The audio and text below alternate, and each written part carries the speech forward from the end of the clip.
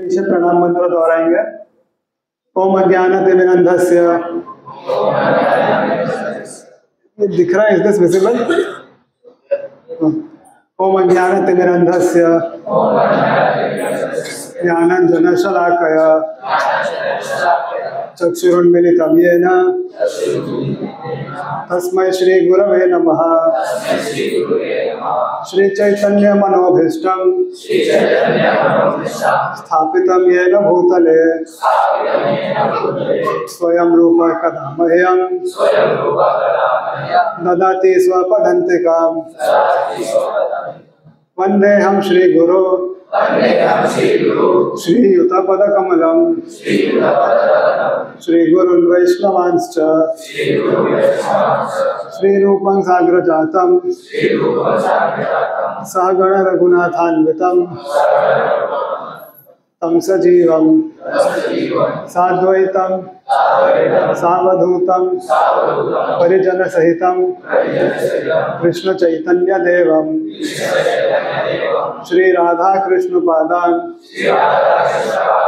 सहगण ललिता श्री विशाखान्वितांश्च। नमो ओम विष्णुपादाय कृष्ण प्रेष्ठाय भूतले श्रीमते भक्ति वेदांत स्वामिनिति नामिने। नमस्ते सरस्वते देवे गौरवाणी प्रचारिणे निर्विशेष शून्यवादी पाश्चात्य देश तारिणे। वाञ्छाकल्पतरुभ्यश्च कृपा सिन्धुभ्येव च पतितानां पावनेभ्यो वैष्णवेभ्यो नमो नमः। नमो महावदन्याय कृष्ण प्रेम प्रदायते कृष्णाय कृष्ण चैतन्य नामने गौरतिसे नमः। हे कृष्ण करुणा सिंधु दीनबंधु जगतपते गोपेश गोपिका कांत राधा कांत नमोस्तुते। तपत कांचन गौरांगी राधे वृंदावनेश्वरी वृषभानुसुते देवी प्रणमामि हरिप्रिये। जय श्री कृष्ण चैतन्य प्रभु नित्यानंद श्री अद्वैत गदाधर श्रीवासादि गौर भक्तवृंद। हरे कृष्ण कृष्ण कृष्ण हरे हरे हरे राम राम राम हरे हरे। हरे कृष्ण कृष्ण कृष्ण हरे हरे हरे राम राम राम हरे हरे। हरे कृष्ण कृष्ण कृष्ण हरे हरे हरे राम राम राम हरे हरे। हरे कृष्ण। तो आप लोग को इस सेशन इंग्लिश या Hindi?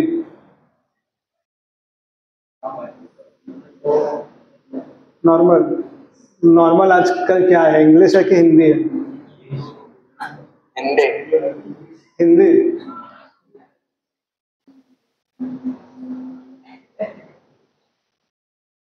Because everybody will have their own normal, correct? मेरे लिए ये नॉर्मल है, दूसरे के लिए कुछ और नॉर्मल है, तीसरे के लिए कुछ तीसरा नॉर्मल है। तो हम लोग हिंदी इंग्लिश मिक्स रखते हैं, ज़्यादा हिंदी का प्रयत्न करें। तो आप में से कितने लोग आज पहली बार आए? First time? बस 3 लोग। मैं भी बहुत वर्षों के बाद आया हूँ first time for youth programme के लिए। सो ये जो है ये यूथ प्रोग्राम है। अगर मैं अपने बारे में बताऊं तो मैं भी इस्कॉन से यूथ प्रोग्राम के द्वारा ही जुड़ा था। लगभग 2012 के अराउंड ऐसा ही यूथ प्रोग्राम था, और ऐसे ही जैसे आप बैठे हैं वैसे ही मैं भी आके यहाँ पर बैठा था। तो तब से लेकर अब तक लगभग 10 से 12 साल में बहुत सारे परिवर्तन हुए, बहुत सारी चीज़ें सीखने मिली, बहुत सारे चीज़ों को समझा, इस विश्व के बारे में, इस सृष्टि के बारे में, या भौतिक प्रकृति के बारे में और आध्यात्मिक प्रकृति के बारे में। जो डिफरेंस है, जो भेदभाव है, या हमें उसे किस प्रकार से देखना चाहिए या समझना चाहिए, ये चीज़ मैंने यहाँ पर आकर सीखा, प्रभुपाद की कृपा से, गुरु की कृपा से और भक्तों की कृपा से। तो आप लोग भी यहाँ पर आ रहे हैं, लगभग काफ़ी सारे लोग तो आई थिंक पुराने हैं या रेगुलर है, और कई सारे लोग जो श्रोता इस कक्षा के होते हैं वे वृंदावन यात्रा पर भी गए हैं, नहीं तो और क्राउड और थोड़ा होता। लेकिन आप लोग जो यहाँ पर आए हैं ऑन अ संडे मॉर्निंग, रविवार की सुबह, ये इटसेल्फ दिखाता है कि यू आर इंटरेस्टेड और may be you are inquisitive, या आप इसके प्रति गंभीर हैं। क्योंकि कई लोगों के लिए तो संडे की सुबह अभी हो रही होगी, कई लोग तो अभी बेड से उठे होंगे, करेक्ट? आप लोग कितने बजे उठते हैं? अगर यहाँ नहीं आना होता तो 6 बजे उठ जाते हैं। और मैं यहाँ आने से पहले नहीं उठता था। 6 बजे इज अ गुड थिंग। अगर ज़्यादातर लोग तो मजबूरी में ही उठते हैं, स्कूल जाना है, ऑफिस जाना है, कुछ दुकान खोलना है, बिजनेस है, तो रो पीट के उठेंगे, अलार्म को 4 बार स्नूज करेंगे, 4 अलार्म लगाएंगे, 5:30 बजे से अलार्म बजना शुरू होगा, फिर वो स्नूज होगा, फिर 5:45 बजेगा, फिर वो स्नूज होगा, फिर 6 बजे, फिर 6:15, 6:30, फिर रोते हुए 7 बजे उठेंगे। उसमें भी उठते ही 4 गाली देंगे कि ऑफिस जाना है, स्कूल जाना है, क्यों जाना है, क्या मतलब है इसका, करेक्ट? आप लोगों के साथ भी होता है ऐसा? How many office working and students कितने हैं?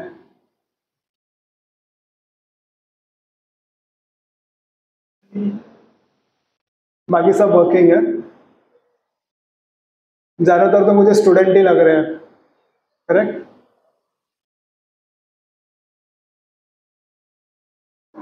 स्टूडेंट लाइफ में तो it is a bit easy, correct? क्योंकि जब तक मैं विद्यार्थी था तब तक मुझे ऐसा लगता था कि जो ऑफिस वालों का जो जीवन है दैट इज बेटर, वो ज़्यादा अच्छा है। क्यों? क्योंकि वे अपने हिसाब से कोई भी कार्य कर सकते थे जो ऑफिस जाने वाले हैं, बिकॉज वो पैसा कमा रहे हैं, तो उन्हें पैसा मिल रहा है, वो किस तरीके से उस पैसे का इस्तेमाल करना है वो उनके हाथ में है। सो ऐसा लगता है बाल्यावस्था में कि जो ऑफिस जा रहे हैं वे स्वतंत्र हैं, जो मन आएगा वो करेंगे, बैठ के बातें कर रहे हैं, ऑफिस में जा रहे हैं, घूमने जा रहे हैं, ट्रिप पे जा रहे हैं, तो दूर से वो बहुत अच्छा लगता है when you are a student and you always aspire. हम हमेशा ऐसा सोचते हैं कि मैं भी जल्दी से ऑफिस वाला बन जाऊं, पर जब आप ऑफिस वाले बन जाते हैं तब आपको इस बात का रियलाइजेशन होता है, अनुभूति होती है कि जो विद्यार्थी वाला जीवन था वो ज़्यादा बेटर था। क्योंकि उस समय का जो हमारा टेंशन था, उस समय का जो स्ट्रेस था, और जो ऑफिस पर्सन बनने के बाद या वर्किंग प्रोफेशनल बनने के बाद वाला जो स्ट्रेस होता है उसमें बहुत अंतर होता है, करेक्ट? जो ऑफिस वाले हैं वो इस चीज़ को समझ पाएंगे। क्योंकि student life and office life में फ़र्क क्या है? स्टूडेंट लाइफ में आप अपने पेरेंट के ऊपर हर चीज़ के लिए आश्रित है। आपको स्कूल के फीस की चिंता नहीं करनी है, आपको स्कूल के यूनिफॉर्म की चिंता नहीं करनी है, आपको अपने टिफिन की चिंता नहीं करनी है, आपको स्कूल बस की चिंता नहीं करनी है। सब चिंता कौन करेगा? पेरेंट्स करेंगे। आपको बस सुबह उठते तैयार होके और स्कूल जाना है या कॉलेज जाना है। So you are dependent on your parents and parents आपकी पूरी जिम्मेदारी लेते हैं। लेकिन जब आप वर्किंग हो जाते हो तो इसका मतलब आप बड़े हो गए हो। अब ये सब चीजें जो पेरेंट्स करते थे वो कहीं ना कहीं आपको करना पड़ेगा। You have that responsibility to some extent. So जब वो रिस्पॉन्सिबिलिटी, जब जिम्मेदारी हमारे ऊपर आती है तो हमें पता चलता है कि भौतिक संसार में माया या जो प्रकृति है वो कार्य किस प्रकार से कर रही है। जब हम इस संसार में या ऑफिस में लोगों से मिलना या लोगों से संपर्क में आते हैं, लोगों को समझते हैं, उनके मनोभाव को समझते हैं, वे किस प्रकार से आपसे व्यवहार कर रहे हैं उस चीज को समझते हैं, तब हमें रियलाइजेशन होता है, इस बात का आभास होता है कि ये सृष्टि कैसी है। तो आज का जो विषय है, अगर आप लोगों ने पोस्टर या इनवाइट देखा होगा, तो आज का जो विषय है that is about doing your duty, correct. अब जो ड्यूटी है, जो हमारी जिम्मेदारी है, वो एक विद्यार्थी की भी जिम्मेदारी होती है या एक वयस्क की भी जिम्मेदारी होती है, लेकिन दोनों की जिम्मेदारियों में भेद है। यहाँ पर हम जिस ड्यूटी का बात कर रहे हैं that will apply to all type of people. वो बच्चों को भी एप्लीकेबल होगा और किसी वर्किंग पर्सन को भी एप्लीकेबल होगा। खाली फर्क इसमें यह है कि हम इस बात को समझें या इस बात को एक्नॉलेज करें कि हमारी ड्यूटी असल में है क्या। कई लोगों को लगता है कि बस पैसा कमा लेना ही हमारी ड्यूटी है, पैसा कमा के घर में दे दिया, घर में राशन भर दिया, is our duty, that is what we have to do. लेकिन जो हमारा जो कर्तव्य है, अगर उसको होलिस्टिक तरीके से देखें तो उसमें बहुत सारी चीजें उसमें जुड़ी हुई है। It is not just going to office is your duty. आप जिस समाज में रहते हैं उस समाज के प्रति भी आपकी कुछ ड्यूटी है। आप जिस सोसाइटी में रहते हैं उसके प्रति आपकी ड्यूटी है। आप जिस धर्म में है उस धर्म के प्रति भी आपकी कुछ ड्यूटी है। तो ये सारी चीजों का जो बैलेंस है, इन सारी चीजों में तालमेल किस प्रकार से बनाकर रखना है, that is what we have to understand. हमें इस चीज को समझने की आवश्यकता है। अगर हम अपने आप को ग्रूम करना चाहते हैं into a person who has an holistic view of the world, then we have to understand our duty from all aspects. हर तरीके से हमें अपनी जिम्मेदारी को समझने की आवश्यकता है। तो उसी विषय को अब भगवत गीता में किस प्रकार से भगवान ने हमें समझाने का प्रयत्न किया है अर्जुन के थ्रू, उसे हम जानने की कोशिश करेंगे। अब अगर हम बात करें धर्म के प्रति हमारी जो जिम्मेदारी है, तो आज के समय में सबसे ज्यादा मेरे अनुसार जो निग्लेक्टेड एस्पेक्ट है अब हमारे जीवन का, वो यही है। हमारा आध्यात्मिक जीवन ही सबसे निग्लेक्टेड एस्पेक्ट है। बिकॉज हमें ऐसा लगता है अगर समय मिलेगा तो हम करेंगे, दैट इज नॉट प्रायोरिटी, या वो हमारे दिनचर्या का हिस्सा नहीं होता। अगर समय मिला तो किया, नहीं मिला तो क्या फर्क पड़ता है। तो इसीलिए आध्यात्मिक चेतना, आध्यात्मिक ज्ञान या आध्यात्मिक अनुभूति की बहुत कमी है आज के भारतवर्ष में। अभी अगर आप लेटेस्ट एकदम एग्जाम्पल देखें तो अभी हमने गणेश उत्सव सेलिब्रेट किया, बहुत अच्छे से सेलिब्रेट किया, फिर विसर्जन भी किया। अब जो विसर्जन हम जो करते हैं एक धार्मिक उत्सव है। अब उस धार्मिक उत्सव में इस बात को समझने की बहुत ज़रूरत है कि कितने लोग उस धार्मिक उत्सव में धर्म के एंगल को समझते हैं। जब आप विसर्जन का जो प्रोसेशन लेके जाते हो तो उसमें धर्म का एंगल समझने की जिज्ञासा बहुत कम लोगों में होती है, और केवल झंडा लेकर ट्रक के आगे घूमने की इच्छा सबकी होती है। किस प्रकार से नृत्य करना है, किस प्रकार का बैंड बजाना है, किस प्रकार का डीजे रखना है, इसके प्रति सबको चिंता होती है कि मेरा डीजे या मेरा बैंड बगल वाली सोसाइटी से बड़ा होना चाहिए, या बगल वाली सोसाइटी से तेज बजना चाहिए, या बगल की सोसाइटी से जब निकलेगा तब तेज बजना चाहिए, करेक्ट। इतना तेज बजे कि उसका बैंड वाले रुक जाए या कम पड़ जाए। हमारी जिज्ञासा इस प्रकार की होती है, या हमारे एम इस तरीके का होता है। तो अगर हम धर्म को इस एंगल से देखेंगे तो हम धर्म को कभी समझ नहीं पाएंगे। तो it will just be an exercise of entertainment. वो हमारे लिए बस एक एंटरटेनमेंट का जरिया बन के रह जाएगा। लेकिन और उससे हम किस ज्ञान को या किस तत्व को प्राप्त कर सकते हैं वो हमारे से छूट जाएगा। तो हमें जब धर्म के प्रति या किसी भी धार्मिक कृत्य के प्रति जब हम देखते हैं तो हमें उसे शास्त्रों के एंगल से देखना चाहिए, शास्त्र चक्षु से देखना चाहिए, ना कि जो हम रोड पे या टीवी सीरियल में या मूवीज में देखते हैं। तो उस तरीके से हमें उसे एनालाइज या अंडरस्टैंड या कंक्लूड नहीं करना चाहिए, बिकॉज हम निष्कर्ष निकालने में 1 मिनट भी नहीं लगाते। हम जस्ट किसी को देखते हैं और हम लोग कंक्लूजन पे आ जाते हैं कि ये तो ऐसा ही है या ये चीज तो वैसा ही है। So that is the most rampant or that is the most common thing which is seen in today's time.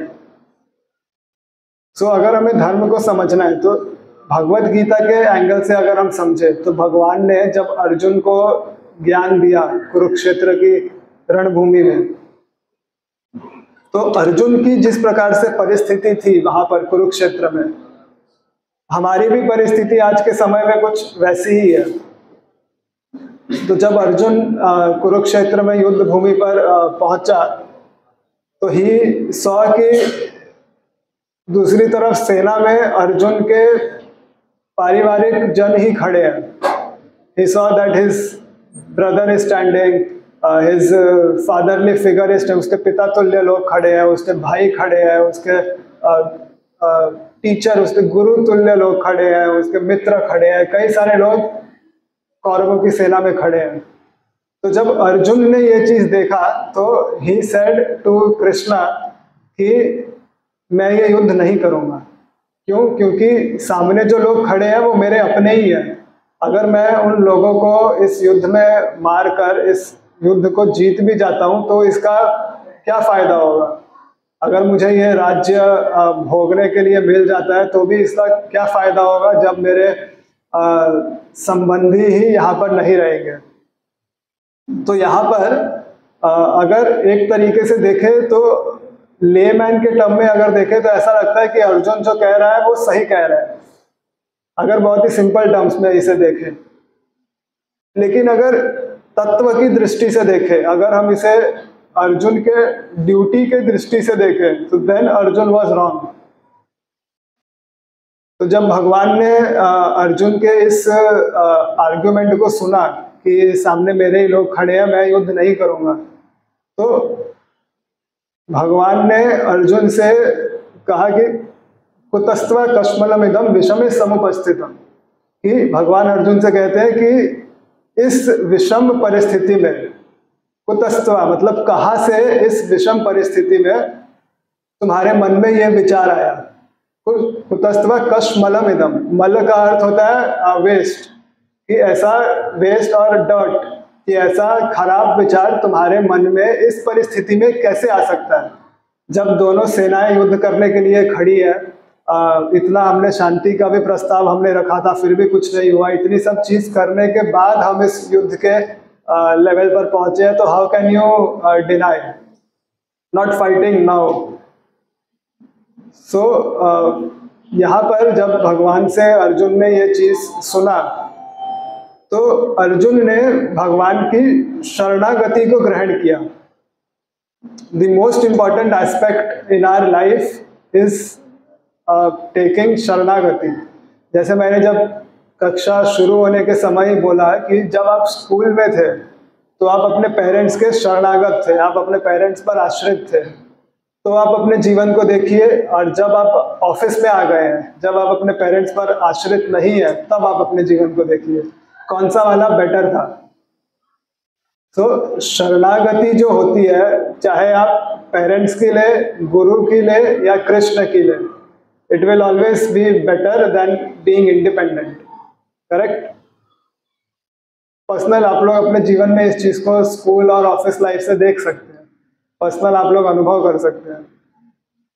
तो अगर हमें भगवत गीता को समझना है, भगवत गीता में जो तत्व भगवान ने अर्जुन को प्रदान किया है उसे समझना है, तो the most important ingredient, the most important eligibility criteria अगर हम बोले तो इट इज शरणागति। कृष्ण या गुरु के प्रति अगर हमारी शरणागति नहीं होगी तो हम इस ग्रंथ को नहीं समझ पाएंगे। Just by our own endeavour, हम अगर अपना स्वयं का मेहनत करें कि क्योंकि बुक तो भगवत गीता ग्रंथ तो आपको स्टोर में 300 रुपये 400 रुपये का इंग्लिश हिंदी मराठी हर भाषा में मिल जाएगा। बहुत सारे लोगों के पास होगा भी, लेकिन कितने लोग इसमें दिए हुए तत्व को समझ पाए? बहुत कम। कई लोग तो उसे सिर्फ अपने घर में लाके रखते हैं शोकेस में और उसे अगरबत्ती दिखाते हैं, उसे कभी खोल के पढ़ने का प्रयत्न भी नहीं करते। तो भगवत गीता को अगर आपको वर्शिप करना है, अगर आपको भगवत गीता की पूजा करनी है, तो भगवत गीता की पूजा is reading. If you are reading the Bhagavad Gita it means you are worshipping it. अगर वो आपको उसे अलमारी में या मंदिर में रख के अगरबत्ती नहीं दिखाएंगे तो भी चलेगा। जरूरत है, आवश्यकता है कि उसे खोल के उसे पढ़ें, क्योंकि आपको हर भाषा में वो उपलब्ध है। करेक्ट? तो you have to start reading it, और उसे रीड करते समय हमारा मेंटालिटी या हमारा थॉट प्रोसेस कैसा होना चाहिए, जैसा अर्जुन का था। अर्जुन ने भगवान के शिष्यत्व को ग्रहण किया था। वर्स नंबर 2.2 चैप्टर का 11th वर्स है, 7 to 11 के बीच में कहीं पर है, एक बार देखते हैं।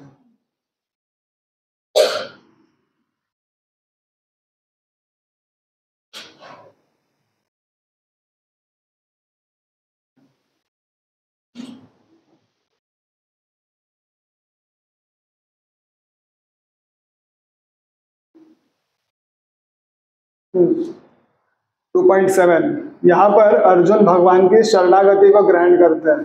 कार्पण्य दोषो पहत स्वभाव पृच्छामि त्वाम धर्म सम्मूढ़ चेता यश्रेयस्याम निश्चितम ब्रूहि तन्मे शिष्यस्तेहम साधि माम त्वाम प्रपन्नम। This is a very important words, क्योंकि अर्जुन भगवान से कह रहे हैं कि कार्पण्य दोषो पहत स्वभाव, कि मैं इस कार्पण्य दोष को, इस कायरता को या इस स्वभाव को प्राप्त हुआ हूँ कि मुझे समझ नहीं रहा है कि मेरे लिए क्या सही है क्या गलत है। या श्रेयस्याम निश्चितम ब्रूहि तन्मे, कि मेरे लिए क्या श्रेयस्कर है इसका निश्चय मैं नहीं कर पा रहा हूँ। इसलिए हे माधव, मैं आपके शिष्यत्व को ग्रहण करता हूँ। शिष्यस्तेहम साधि माम त्वाम प्रपन्नम। आई एम योर शिष्य, I am your student, your disciple. अब आप मुझे गाइड करो कि मुझे क्या करना है। सो अगर हम भी भगवत गीता को इस प्रकार से अध्ययन करने के लिए प्रयत्न करते हैं तो हमें इसे समझने में आसानी होगी, अदरवाइज थोड़ा मुश्किल है। तो पहले इस तत्व को सबसे प्रथम समझना या जानना आवश्यक है, अगर आप भगवत गीता का अध्ययन कर रहे हैं या करना प्रारंभ करने वाले हैं। सबसे important ingredient is surrender to Krishna, surrender to guru. अब अगर हम ड्यूटी की बात करें तो भगवान ने अर्जुन को सबसे पहले यही कहा कि आफ्टर बिकमिंग हिज डिसाइपल, जब अर्जुन ने भगवान के शिष्यत्व को ग्रहण किया तो भगवान ने गुरु होने के कारण अर्जुन को सबसे पहले डांटा कि तुम ऐसी बात कैसे कर सकते हो कि तुम युद्ध नहीं करोगे, क्योंकि युद्ध करना तुम्हारा ड्यूटी है, तुम्हारा कर्तव्य है। अगर तुम इस कर्तव्य को करने से पीछे हटोगे तब तुम्हें पाप लगेगा, ना कि तुम युद्ध में इन लोगों को मारोगे तो तुम्हें पाप लगेगा। If you don't fight then you will incur sin, not by fighting you will incur sin. तो सबसे पहला चीज भगवान ने अर्जुन को ये कहा। तो अब अगर हम इसे अपने जीवन में भी देखें, अपने भौतिक जीवन में, तो कई बार हम अपना जो भी कार्य करते हैं या अपनी जो भी जिम्मेदारियां हमें निभानी होती है, अगर उसमें कहीं किसी प्रकार से अगर मुसीबत आ जाता है या कोई दिक्कत आ जाता है तो हम उसे पीछे भागने की कोशिश करते हैं या हम उसे टालने की कोशिश करते हैं कि आज नहीं कल कर देंगे, कल नहीं परसों करेंगे, और उसे उस तरीके से टालने के चक्कर में वो कार्य संभलने की जगह और जटिल होता जाता है या और मुश्किल हो जाता है। जैसे अगर आपने अपने लाइफ में कभी अनुभव किया होगा कि अगर आपको कुछ पढ़ना है तो हम हमेशा उसी सब्जेक्ट को पढ़ते हैं जो आसान होता है, जो हमें ऑलरेडी आता है, हम उसी चैप्टर को घुमा घुमा के पढ़ते रहते हैं, करते हैं, और जो मुश्किल सब्जेक्ट होता है उसे खोलते ही नहीं है, उसे हम इग्नोर करते हैं, जाने दो वैसे भी मुश्किल है, खोलने में डर लग रहा है, और बाद में परीक्षा के समय वही पहाड़ बन के खड़ा हो जाता है। होता है ऐसा स्टूडेंट लाइफ में या ऑफिस में भी। हमें कोई अगर असाइनमेंट मिला है तो हमें लगता है कि इस असाइनमेंट में ज़्यादा कुछ फ़ायदा नहीं है, तो उसे टालते रहते हैं, और बाद में उसका जब डेडलाइन आ जाता है तो रात को 12 बजे 1 बजे बैठ के या वीकेंड में भी बैठ के हमें वो असाइनमेंट करना पड़ता है, क्योंकि वो हमारी भौतिक जिम्मेदारी है वहाँ पे उस चीज़ को पूर्ण करने की। तो यहाँ पर भगवान अर्जुन से भी कह रहे हैं कि अगर तुम इस कार्य को नहीं करोगे तो तुम्हें पाप लगेगा, न कि तुम अगर युद्ध करते हो तब, कि इन सबको मारने का कोई तुम्हें पाप नहीं लगेगा। अभी युद्ध करने के लिए या अपने किसी कार्य को करने के लिए हमारा जो कॉन्शियसनेस है, हमारा जो मेंटल स्टेट है, वो किस प्रकार का होना चाहिए। तो अगर हम भगवत गीता का ही अध्ययन करें या भगवत गीता का ही आश्रय लें तो यहाँ पर हमें पता चलता है कि जो भी मनुष्य किसी भी प्रकार का अगर कार्य कर रहा है तो उसमें सबसे इम्पोर्टेंट चीज़ क्या है। अगर मैं आप ही लोगों से पूछूं कि अगर आप कोई भी चीज़ कर रहे हैं या करना चाहते हैं तो उसमें सबसे इम्पोर्टेंट चीज़ क्या है, हम अपने लाइफ से बता सकते हैं।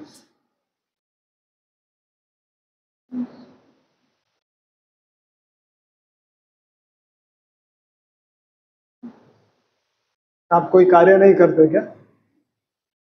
कुछ तो करते होंगे उसमें। Sorry, result is the end product. अभी आप कार्य शुरू कर रहे हैं, अब यू आर डूइंग। हाँ सॉरी, हाँ, और नॉलेज, इंटेंशन, और हाँ सॉरी नहीं, मुझे प्रसिद्धि, प्रसिद्धि, हाँ, प्रसिद्धि is the result, and result. आपको कोई कार्य करने के लिए आप किसी कार्य को कर रहे हैं तो जैसा किसी प्रभु जी ने बोला कि कंसिस्टेंसी, हाँ, और यहाँ पर किसी ने कुछ बोला था मन लगाकर करना, किसने किसने हाँ, आपने बोला था कि सबसे पहले जब आप कार्य कर रहे हैं, कोई कार्य प्रारंभ कर रहे हैं, तो सबसे पहली चीज जो है वो आपको उस कार्य को करने की इच्छा होनी चाहिए। और जब आप उस कार्य को करना प्रारंभ कर रहे हैं तो उस कार्य के प्रति फोकस होना चाहिए कि मुझे इस एक्टिविटी को करना है और एकाग्रता से करना है। आज के हमारे मोबाइल और टीवी और नेटफ्लिक्स के समय में इसी चीज की कमी हो गई है। हम किसी भी कार्य को ज्यादा देर तक कंसंट्रेशन से नहीं कर पाते। करेक्ट? हर 5 मिनट में, हर 10 मिनट में या आधे घंटे में हमें मोबाइल देखना है, हमें व्हाट्सएप देखना है, फेसबुक इंस्टाग्राम देखना है, वीकेंड में नेटफ्लिक्स देखना है। सो ऑल दीज थिंग्स जिसे हमने अपने जीवन का एक पार्ट बना लिया है, इन चीज़ों ने हमारा जो कंसंट्रेशन लेवल है उसे बहुत हद तक गिरा दिया है। अगर किसी को कहा जाए कि एक जगह पर आधा घंटा बैठकर इस कार्य को करो, इट इज़ वेरी डिफिकल्ट। हम अपने कुर्सी पे ही 10 बार इधर उधर होंगे। और जब हम भगवत गीता की बात करते हैं तो लोग सबसे ज़्यादा जिस शब्द का यूज़ करते हैं वो है कर्मयोगी, वर्क इज वर्शिप। अगर आपने सुना होगा, कॉरपोरेट्स में ये लाइन बहुत फेमस है। अगर किसी से मजदूरी करवानी है, वीकेंड पे काम करवाना है, तो वर्क इज वर्शिप वाला टैग लाइन उसके लिए यूज़ किया जाता है। और बोलते हैं कि मैं कर्म योगी हूँ क्योंकि मैं ऑफिस में 12 घंटे 15 घंटे काम करता हूँ। तो कर्म तो आप कर रहे हो, लेकिन वो जो आप कर्म कर रहे हो वो कर्म योग नहीं है। वो कर्म है, भौतिक संसार में किया जाने वाला कर्म है, लेकिन वो योग की श्रेणी में नहीं आता है, क्योंकि उस कर्म को या उस कार्य को करने, किसी भी कार्य को योग की श्रेणी में आने के लिए भी एक क्राइटेरिया होता है। अब जस्ट अगर आसन पे लगा के सुबह अगर आप लेफ्ट नाक बंद राइट नाक बंद कर रहे हो तो इसका मतलब आप योगी नहीं हो गए। आप व्यायाम जरूर कर रहे हो, you are doing an exercise, जो कि आपके शरीर को फायदा भी करेगा, और वो जो एक्सरसाइज है वो योग का हिस्सा भी है, लेकिन वो शास्त्रों में जिस प्रकार से योग का वर्णन किया गया है वो योग वो नहीं है जो आप सुबह उठ के करते हो। सो यहाँ पर जब हम किसी कर्म की बात करते हैं तो सबसे इंपॉर्टेंट एस्पेक्ट इज कंसंट्रेशन, कि हमारा मन एकाग्र होना चाहिए या एक चीज के प्रति कंसंट्रेटेड होना चाहिए। तो भगवान ने भी अर्जुन से यही चीज कहा कि वर्स नंबर अगर हम 2.41 देखें, इसके द्वारा मैं आप लोग को ये ग्रंथ यहाँ पे डिस्प्ले करने का एक मकसद यह भी है कि इससे आप लोगों को इस बात का भी रियलाइजेशन हो कि जो भगवत गीता जो ग्रंथ है is so much practically applicable to our daily life. तो बहुत सारे लोगों को यह भी लगता है कि ये जो धार्मिक ग्रंथ है ये बुढ़ापे में पढ़े, यंग पर्सन को या यंग एज में पढ़ने की कोई जरूरत नहीं है। तो दिक्कत वही हो जाती है कि आप इसका अध्ययन कर किस तरीके से रहे हैं। अगर आप अर्जुन की तरह शरणागति लेकर अध्ययन करेंगे तो आप इसमें से कई सारे चीजों को प्राप्त कर पाएंगे, बहुत सारे लीडरशिप क्वालिटीज को भी आप प्राप्त कर पाएंगे। और अगर आप इसे समझेंगे कि ये बस बुढ़ापे में पढ़ने वाला या मन को शांति देने वाला ग्रंथ है, तो आप इसमें जो चीजें छुपी हुई है सूत्रों के तरीके से, उस चीज को आप केवल पढ़ के और आगे निकल जाएंगे, आप उस चीज का निचोड़ नहीं निकाल पाएंगे। तो अब ये जो कंसंट्रेशन वाला पॉइंट है, ये भी पॉइंट भगवान अर्जुन से कहते हैं। व्यवसायात्मिका बुद्धि रेकः कुरु नंदन बहुशाखा ऋतानश्च बुद्धियो या व्यवसायिना। यहाँ पर अगर आप इस श्लोक को देखें तो भगवान अर्जुन से कहते हैं कि जो पर्सन कॉन्सेंट्रेटेड नहीं होता, जिस पर्सन का मन उस कार्य में नहीं होता, उसकी बुद्धि कैसी होती है? उसकी बुद्धि बहुशाखा होती है। बहुशाखा मतलब मल्टीपल जगह पर होती है, कहीं एक जगह पर उसका बुद्धि नहीं होता। तो ऐसा बुद्धि अगर किसी का होगा तो वो पर्सन कभी किसी कार्य को अच्छी तरीके से नहीं कर पाएगा। तो जब हम अपने जीवन में, अपने भौतिक समय में, संसार में किसी कार्य को करने का प्रयत्न कर रहे हैं, तो हमें भी इस बात का ध्यान रखना है कि हम जब कोई एक्टिविटी कर रहे हैं, चाहे वो मटेरियल हो या स्पिरिचुअल हो, हमारा जो माइंड है वो बहुशाखा नहीं होना चाहिए। जब आप किसी कार्य को कर रहे हैं तो आप केवल उसी कार्य को करने में अपना मन लगाएं।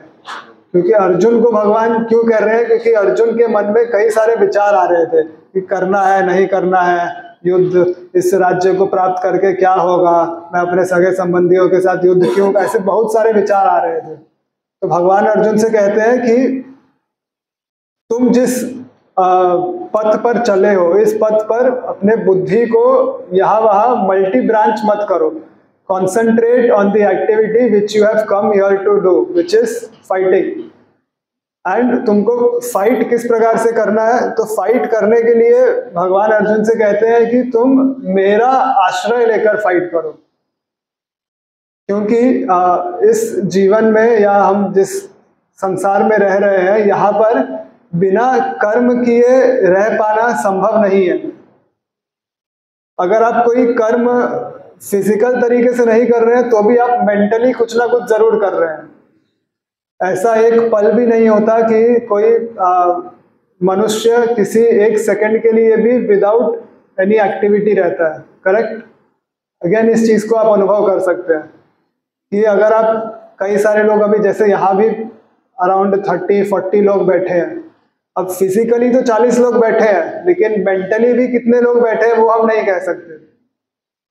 अब मेंटली ऐसा हो सकता है कि कुछ लोगों का ध्यान हो कि मेन्यू में क्या है आज, कुछ लोगों का ध्यान हो कि घर कब जाएंगे, या मैं आज छाता लेके नहीं आया, बारिश हो गई तो क्या होगा, या कल मंडे है, मंडे ब्लूज होते हैं, कल मंडे ऑफिस खोलना है तो दोपहर से ही लोग रोना शुरू कर देते हैं कि कल ऑफिस जाना है, फिर वही चीज़ हो। तो बहुत सारी चीज़ें हमारे मन में भी चल रही होती है, करेक्ट। कोई बताना चाहेगा अभी उनके मन में क्या चल रहा है?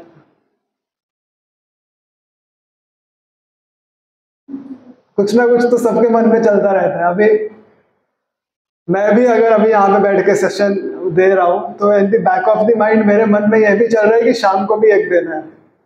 ये सेशन तो आप लोग का अभी चल रहा है, लेकिन शाम को भी मुझे एक क्लास देना है, तो उसका भी एक टॉपिक है, उसके लिए भी श्रोता आएंगे। तो मेरे बैक ऑफ द माइंड में जब तक शाम वाला सेशन नहीं हो जाता, that thought process will always be there. वैसे ही सबके मन में कुछ ना कुछ थॉट प्रोसेस चलता रहता है।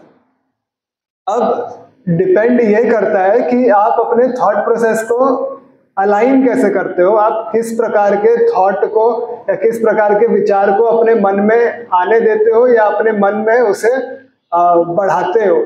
क्योंकि अगर आपके मन में किसी प्रकार का विचार आता है और आप उसके ऊपर और विचार करते हो, कंटेम्पलेट करते हो, तो वो और बढ़ता है, करेक्ट। एक्सपीरियंस किया आप लोगों ने? अगर आप एग्जाम्पल अगर मैं देना चाहूँ तो अगर आप किसी को गाड़ी में जाते हुए देखते हो और आप अपने मन में उस गाड़ी को बिठा लेते हो, मर्सिडीज को या BMW को, तो आपके अंदर वो जो इच्छा है उस गाड़ी को प्राप्त करने की, वो और प्रबल होती जाती है। अब ये चीज़ आप किसी और एग्जाम्पल या किसी और पदार्थ के ऊपर भी लगा कर देख सकते हो कि जिस चीज़ के प्रति आप जितना विचार करोगे, उसे प्राप्त करने की या उसे पूर्ण करने की इच्छा उतनी तीव्र होती जाएगी। इसलिए भगवान अर्जुन से कह रहे हैं कि बाकी सब जो तुम्हारे मन में विचार आ रहे हैं उसे हटाओ और अपने बहुशाखा बुद्धि को एकाग्र करके केवल युद्ध करने में ध्यान दो, because that is your duty. वो तुम्हारी जिम्मेदारी है यहाँ पर इस युद्ध को करने की। तो हमारे जीवन में भी हमें जो ड्यूटी मिली है या हमें जो जिम्मेदारी मिली है, अगर हमारे मन में चाहे कैसा भी विचार आए या कैसी भी परिस्थिति आए, चाहे वो सरल हो या मुश्किल हो, उनमें ऐसा हो सकता है कि किसी कार्य को होने में समय लग जाए। किसी कार्य को होने में अगर 1 दिन लगता है तो 10 दिन लग जाए, 10 दिन लगता है तो 1 महीना लग जाए। लेकिन हमें उस कार्य को केवल इसलिए नहीं छोड़ना क्योंकि हमें ऐसा लग रहा है कि वो मुश्किल है। क्योंकि जीवन में बहुत सारे ऐसे परिस्थिति या ऐसा टाइम हमारे लाइफ में आएगा when we will have to face difficult situations, और हमें उन सिचुएशंस को फेस करना है। और अब इस सिचुएशन को जब हम फेस करते हैं तो उसे फेस किस प्रकार से करना है। अगर हम इसी ग्रंथ में देखें, एक और श्लोक में आपको दिखाता हूं। भगवान अर्जुन से कहते हैं इन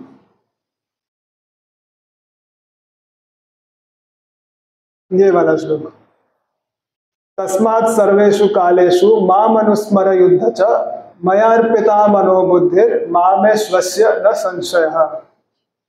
यहाँ पे भगवान अर्जुन से क्या कह रहे हैं कि तस्मात् सर्वेषु कालेषु, कि हर काल में या हर समय में माम अनुस्मर युद्ध च, मतलब मुझे स्मरण करते हुए तुम युद्ध करो। तो यहाँ पे अगर हम युद्ध को अपने ड्यूटी से रिप्लेस कर देते हैं तो हमें अपने युद्ध को या अपने ड्यूटी को किस प्रकार से करना है? माम अनुस्मर युद्ध च, भगवान का स्मरण करते हुए हमें इस युद्ध को करना है। और मया अर्पिता मनोबुद्धि, अपने मन को और बुद्धि को मुझे अर्पित करो। मुझे मतलब भगवान को अर्पित करके अपने मन और बुद्धि को, and you have to do your activity. तो इस प्रकार से जब आप कार्य करते हो तो कार्य का जो कर्म बंधन होता है वो आपको नहीं लगता। अब आप अगर कोई कार्य कर रहे हो तो एक बहुत ही ट्रेंडिंग वर्ड है कर्मा। इंस्टाग्राम पे, फेसबुक पे, हर जगह हैशटैग कर्मा चलता रहता है। अब कई बार लोगों को इस शब्द के बारे में तो पता होता है, लेकिन इस शब्द के तत्व का नहीं पता होता है, तो लोग इसको बहुत लूजली यूज करते हैं इस शब्द को। अब कर्म जब आप कर रहे हो, तो अगर आप भौतिक संसार में कर्म कर रहे हो फल की इच्छा से कि you are doing some activity, आपको कोई फ्रूट मिलेगा, तो अब वो फ्रूट अच्छा भी हो सकता है या वो फ्रूट खराब भी हो सकता है। अगर आपने किसी कार्य के प्रति मेहनत किया, अगर आपने किसी कार्य के प्रति मेहनत किया, तो ऐसा भी हो सकता है कि उस कार्य में आपको सफलता मिले या उस कार्य में आपको निराशा मिले, दोनों हो सकता है, बोथ पॉसिबिलिटी इज देयर। तो इफ यू थिंक कि उस कार्य को आप अकेले कर रहे हो, तब तो आपको उसकी बेनिफिट या उसका लॉस दोनों आपको झेलना पड़ेगा, और आपको झेलने के लिए तैयार रहना चाहिए। कई बार हम क्या करते हैं या हम क्या सोचते हैं कि अगर किसी कार्य में कुछ अच्छा चल रहा है तो वो अच्छा तो मुझे मिले, लेकिन अगर उस कार्य से कुछ बुरा फल निकल रहा है तो वो किसी और को मिल जाए। करेक्ट। ऑफिस में फिर ऐसा होता है, आपको कोई असाइनमेंट मिला है और अगर वो असाइनमेंट सही हो गया तो हाँ सर मैंने किया, और अगर उस असाइनमेंट में कुछ दिक्कत हो गया तो उसने मुझे करके दिया था, मैं तो देखा ही नहीं, मैंने मेल ऐसे ही फॉरवर्ड कर दिया। करेक्ट। तो अगर हम किसी कार्य को अपनी जिम्मेदारी या अपने ऊपर लेके दिखाते हैं कि ये मेरे वजह से हुआ है, तो we should be ready for both positive and negative result अपने कार्य को करते समय। लेकिन भगवान अर्जुन से क्या कहते हैं कि मया अर्पिता मनोबुद्धि, मुझे अर्पण करके तुम इस कार्य को करो, तो you will not face any reaction of doing this activity. क्योंकि भगवान अर्जुन से यह भी कहते हैं कि कार्य करना तुम्हारे हाथ में है, लेकिन फल क्या मिलेगा वो तुम्हारे हाथ में नहीं है। करेक्ट। इसके लिए भी एक श्लोक है, बहुत फेमस है। कौन सा वाला? एनीबॉडी?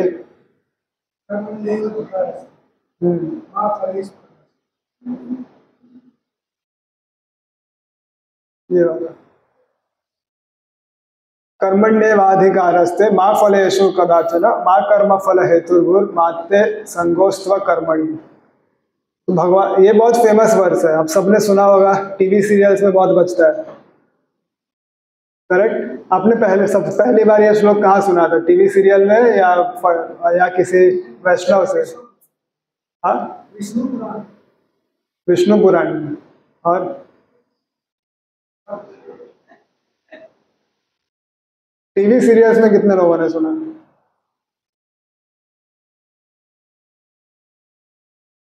ज्यादातर लोगों ने तो वहीं से सुना होगा, जो लोग हाथ नहीं उठा रहे उन्होंने भी कहीं ना कहीं वहीं से सुना होगा, या फिर भगवत गीता का जो सबसे नोन वन लाइन समरी है वो यही है, कर्म करो फल की चिंता मत करो। एक लाइन में अगर किसी ने आपको भगवत गीता सुनाना है तो वो यही वाला श्लोक बोलता है, कर्म करो फल की चिंता मत करो। बस ये एक लाइन की किताब है, ये एक लाइन का ही ग्रंथ है लोगों के हिसाब से। करेक्ट। बाकी के जो 700-800 जो श्लोक है उनका कोई मतलब नहीं है, बस ये एक लाइन है, वो भी आधा, वो भी गलत। करेक्ट। तो हमें यह भी समझने की आवश्यकता है कि जब हम किसी आध्यात्मिक ज्ञान के ओर तत्पर है या हमें जिज्ञासा है किसी आध्यात्मिक ज्ञान को प्राप्त करने की, तो हमारा सोर्स क्या है, हमारा स्रोत क्या है उस ज्ञान को प्राप्त करने का, हम कहाँ से उस ज्ञान को एसिमिलेट कर रहे हैं। जैसे आप अपने भौतिक ज्ञान को प्राप्त करने के लिए आपने एक रिकॉग्नाइज्ड स्कूल, कॉलेज, यूनिवर्सिटी में एडमिशन लेके वहां से आपने प्राप्त किया, उसी प्रकार से आध्यात्मिक ज्ञान को भी प्राप्त करने का एक तरीका होता है, एक प्रणाली होती है। तो हमें यह जानना भी बहुत आवश्यक है कि हम किस प्रणाली से या किस तरीके से उस ज्ञान को प्राप्त कर रहे हैं या किससे उस ज्ञान को प्राप्त करने की जिज्ञासा कर रहे हैं।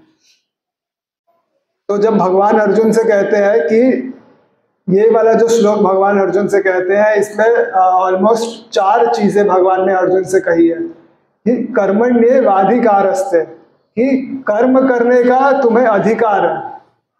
वाधिकार अस्ते, अधिकार है तुम्हें कर्म करने का, लेकिन मा फलेषु कदाचन, लेकिन फल देने का अधिकार मेरे पास है, भगवान के पास है, या तुम्हारे पास फल का अधिकार नहीं है। You are not entitled to the fruit of the activity which you are doing. माँ कर्म फल हेतुर्भु, अभी तुम जो भी कार्य कर रहे हो उसमें कभी यह मत सोचना कि उस कार्य को तुम अकेले कर रहे हो, और अगर तुम ये सोचते हो कि उस कार्य को तुम अकेले नहीं कर रहे हो और उसमें 4 लोगों की आवश्यकता है, तो यह सोच के कभी कार्य करने से पीछे भी मत हटना। माँ कर्म फल हेतुर्भु माते संगुष्ट अकर्मणि, अकर्मणि नहीं बनना है। तो अर्जुन को भगवान कह रहे हैं कि because you are not entitled to the fruit, ये सोच के तुम्हें अकर्मणि नहीं बनना है। तो ये नहीं सोचना है कि फिर मैं क्यों करूं, क्या मतलब है इस कार्य को करने का जब फल मेरे हाथ में नहीं है। तो इसीलिए हमें जब हम कोई कर्म करते हैं, हम जब कोई एक्टिविटी करते हैं, तो वो एक्टिविटी हमें किसी ना किसी प्रकार का रियलाइजेशन जरूर देता है। करेक्ट? कोई अगर मैं इसको अपने रेगुलर आपके डेली लाइफ से अगर बताने की कोशिश करूं, तो आप जब किसी भी प्रकार का कार्य करते हैं तो उस कार्य को करने से आपको कोई ना कोई तरीके का एक्सपीरियंस जरूर आता है, या तो पॉजिटिव या नेगेटिव। और वो जो आपको अनुभव आता है उस कार्य को करने से, उस कर्म को करने से, वो आपको रियलाइजेशन देता है इस भौतिक संसार के बारे में। ये संसार कितना अच्छा है या ये संसार कितना बुरा है। अगर मैं एक प्रैक्टिकल एग्जांपल दूं, रियल एग्जांपल जो मैंने एक बार देखा था, जहां पर मुझे इस श्लोक की प्रत्यक्ष अनुभूति हुई थी। तो एक बार मैं ऑफिस अपना खत्म करके, मेरा office was in fort, CST के पास मेरा ऑफिस था। तो वहां से ऑफिस खत्म करके CST से मैंने ट्रेन लिया, सेंट्रल लाइन। सो जितने लोगों ने ट्रेन में ट्रेवल किया होगा, they must be aware Mumbai local में किस प्रकार का परिस्थिति है, स्पेशली पीक आवर्स में, जब सुबह ऑफिस का टाइम है और शाम को ऑफिस छूटने का जो समय होता है, 7 बजे से 6 बजे से 9 साढ़े 9 बजे के बीच में कैसा मारामारी होता है लोकल में चढ़ने के लिए। जहाँ से ट्रेन शुरू होती है वहां भी चढ़ने नहीं मिलता। तो कैसे तैसे करके उस ट्रेन में मैं चढ़ गया, क्योंकि मेरा तो रोज का था, सब पैंतरे पता चल जाते हैं कैसे चढ़ना है कैसे उतरना है। तो वहां से CST से ट्रेन स्टार्ट हुई and I was standing at the opposite side. मतलब आपको पता होता है जिस तरफ स्टेशन आएगा वहां मत खड़े हो, जो धक्का देके आपको पीछे कर देंगे। तो आप खड़े ही उस तरफ होते थे कि जहां पर कम स्टेशन है, क्योंकि वो अल्टरनेट आता है, कभी लेफ्ट आएगा कभी राइट आएगा। तो वहां में CST से जब ट्रेन शुरू होता था, तो CST के बाद सबसे बड़ा स्टेशन आता था दादर। बाइकला वगैरह भी है बट वहां उतना भीड़ नहीं होता। दादर में सबसे ज्यादा लोग फिर चढ़ते हैं। तो जब दादर आने वाला होता है तो जो अनुभवी ट्रैवलर्स है वे पहले ही साइड हो जाते हैं, और जिनको दादर पे उतरना होता है उसे वार्निंग भी दे देते हैं कि तुमको उतरने नहीं मिलेगा। अगर आप एक्सपीरियंस नहीं हो तो आप दादर में नहीं उतर सकते, दादर में सिर्फ लोग चढ़ेंगे। करेक्ट? सो वैसे ही एक ट्रेन में there was a small boy, लगभग 10-12-15 साल का कुछ होगा, या उससे भी छोटा ही होगा, 10-12 साल का ही होगा। And from a not a very good wealthy background, he was selling something in the train. ठीक है? तो उसके पास कुछ खाने की चीजें थी, पाव और कुछ तो भी उसके बैग में था। उसे दादर पे उतरना था। अब सारे लोग जो थे वहां पर वो देख रहे थे कि अब ये लड़का जिसके हाथ में बैग है खाने का, वो लेके दादर में उतरेगा कैसे, क्योंकि दादर में ट्रेन रुकने से पहले ही लोग चढ़ना शुरू कर देते हैं। करेक्ट? तो जैसे ही ट्रेन दादर स्टेशन में एंटर करना शुरू करती है, वो जो बच्चा है वो भीड़ को देखता है। वो भीड़ को देख के उसे उतरना भी है और उतरने में डर भी लग रहा है, क्योंकि ट्रेन तो अभी तक रुकी भी नहीं है और लोग उसमें कूदना शुरू कर रहे हैं। मतलब people are coming in the action कि now they will start jumping in the train. अब वहां पर लोग आसपास खड़े हैं, वो उस बच्चे को बोल रहे हैं कि साइड में हो जा, इधर हो जा। वो बोल रहे हैं नहीं उतरना है, because somebody from his family was waiting eight Dadar. तो अभी ट्रेन रुकी भी नहीं थी कि लोग चढ़ना शुरू हो गए उसमें, और उस बच्चे को इतना तेज धक्का लगा कि वो एकदम दूसरे दरवाजे तक आ गया जहां पर मैं खड़ा था। वो धक्का लग के वहां तक आ गया। उसके हाथ में जो बैग था वो बैग भी गिर गया, उसमें जो खाने का सामान था वो भी बिखर गया। लोगों ने उसके ऊपर चढ़ भी गए, उसका सारा सामान भी खराब हो गया, और उस बच्चे के आंख में केवल अश्रु थे, और ट्रेन चालू भी हो गई। तो उसे उतरने भी नहीं मिला, उसका बैग भी गिर गया, उसका जो खाना था जो वो आगे बेचता वो भी नुकसान हो गया, और उसके पास फोन भी नहीं था कि वो जो दादर में रुका है उसे कांटेक्ट करे कि भाई मैं तो उतर ही नहीं पाया, या उसे उतना समझ ही नहीं था कि फोन चलाते भी कैसे है। उसे नंबर भी नहीं पता था कि मुझे फोन करना किसको है या किस नंबर पे करना है। सो यहाँ पर बाद में अगले स्टेशन पे उसे उतार के फिर आरपीएफ वगैरह का हेल्प लेके इट वाज सॉर्टेड। बट यहाँ पर अनुभव करने की बात यह है कि इस भौतिक संसार में लोग अपना कार्य करने में या अपने स्वार्थ को साधने में इतने व्यस्त हैं कि वो दूसरे के बारे में सोचते भी नहीं या दूसरे के तकलीफ को तवज्जो भी नहीं देते। वी डोंट इवन कंसिडर कि दूसरे के जीवन में क्या तकलीफ है, या दूसरे को हम कुछ कहेंगे तो कैसा होगा, या मेरे किसी कार्य से सामने वाले को कष्ट हो सकता है या पीड़ा पहुंच सकती है। तो इस बालक का जो परिस्थिति उस समय ट्रेन में हुआ था, और ये लाइव है, मैंने ये देखा था, तभी मुझे उस समय से ही ये घटना याद है। And that always gives a realisation कि ये जो भौतिक संसार है, इस संसार में लोग केवल आपके मित्र तभी तक है जब तक उन्हें अपना स्वार्थ पूर्ण करना है। करेक्ट? सबके साथ ऐसा ही होता है। अभी यहाँ पर अगर हम भी देखें, अपने जीवन को भी देखें, तो हम भी कोई अगर कहें तो शुद्ध भक्त तो नहीं है। हम भी अगर किसी को अप्रोच करते हैं किसी कार्य को करने के लिए, तो कहीं ना कहीं हमारा स्वार्थ उसमें अवश्य जुड़ा होता है। How much time we have प्रभु?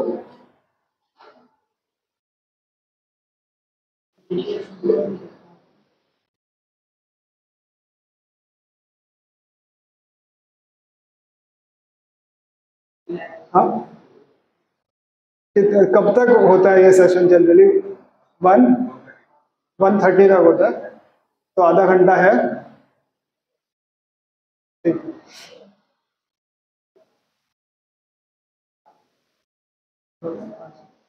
तो जब हम अपना किसी भी कार्य को करने का प्रयत्न करते हैं, तो हमें इस संसार में या इस कार्य को करके ये रियलाइजेशन होता है कि this world is only working, और the world is only expecting you to work to satisfy their needs. तो जब हम कर्म करते हैं तो हमें इस बात का अनुभव होगा। अगर हम अपने ड्यूटी को या हम अपने कर्म को करेंगे ही नहीं, तो भौतिक संसार किस प्रकार से कार्य करता है या किस प्रकार से कार्य कर रहा है, इसका हमें कभी अनुभव ही नहीं होगा।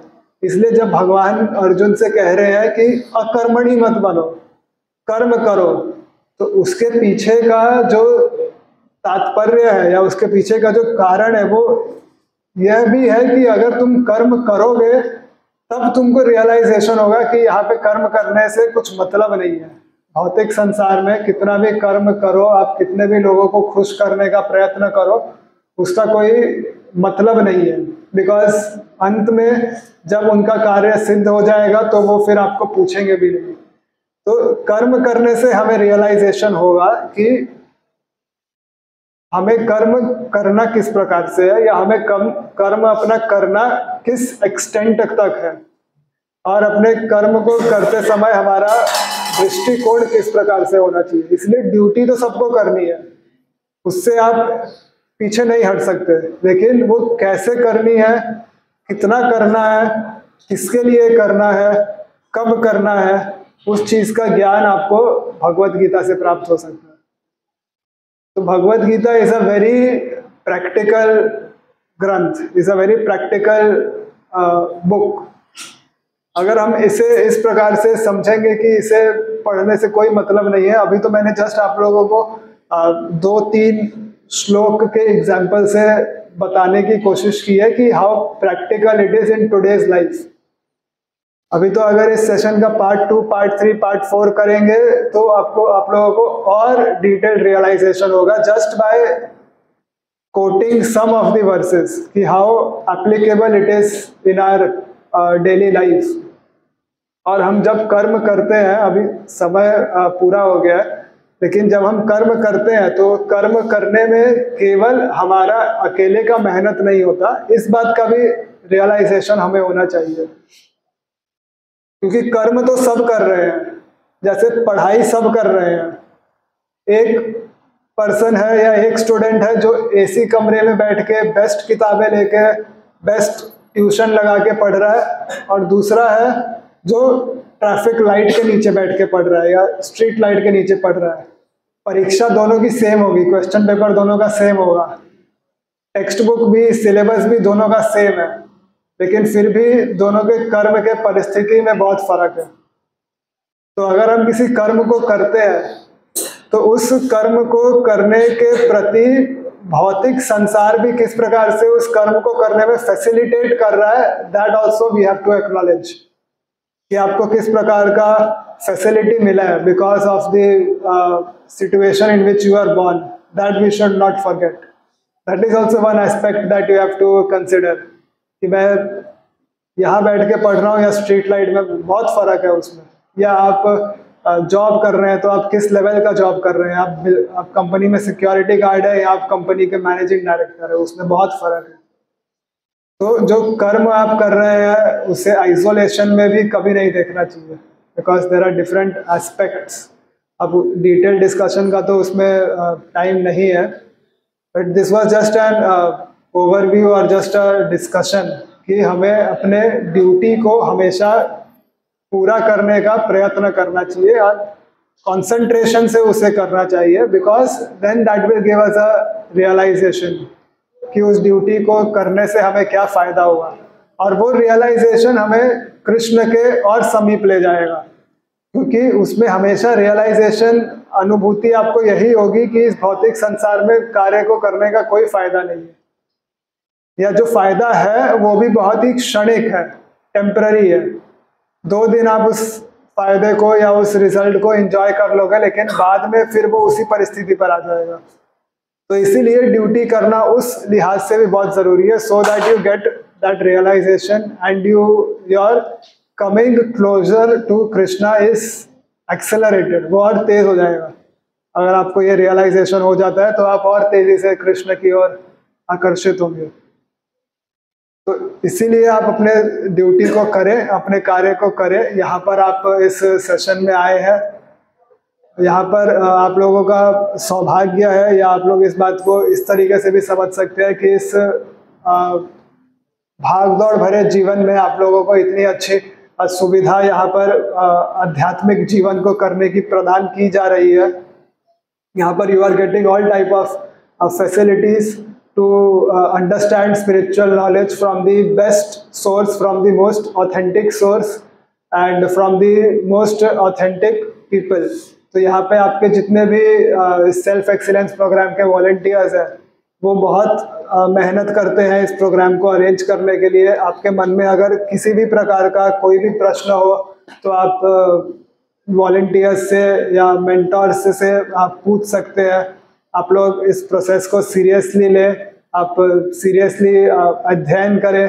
किसी प्रकार का अगर आपको क्वेश्चन हो तो वो भी आप पूछें, and be serious towards the process and be serious towards the facilities which are being offered to you. कई सारे लोग होते हैं वो इन चीज़ों को बहुत हल्के में लेते हैं, वो सीरियसली नहीं लेते हैं. तो ये जो फैसिलिटी आपको दी जा रही है ये सबको सुलभ नहीं है. श्रील प्रभुपाद की कृपा से, श्रीमद् चैतन्य महाप्रभु की कृपा से हमें जो नाम आश्रय प्राप्त है भगवान का, वो सबके लिए सुलभ नहीं है. तो अगर आप लोगों को इस चीज़ की प्राप्ति हुई है या आप लोगों को इस चीज़ के प्रति किसी भी प्रकार का आकर्षण है तो उसे और सही तरीके से समझने का प्रयत्न करें. इस कक्षा में आते रहे. मंदिर में कई सारे प्रोग्राम होते हैं, कई सारे इनिशिएटिव्स होते हैं, बहुत सारी सेवाएं होती है. उन सेवाओं में अपना योगदान दें. किसी भी प्रकार का अगर आप श्रम करते हैं भगवान के लिए तो वो कभी वेस्ट नहीं जाता है. It always stage with you. तो आप लोग यहाँ पर आइए, सेवा करिए, कथा श्रवण करिए, जितना मन करे उतना प्रसाद खाइए और अपने लाइफ को ब्लिसफुल बनाइए. हरे Krishna. If anybody has any question, 1 or 2 we can take.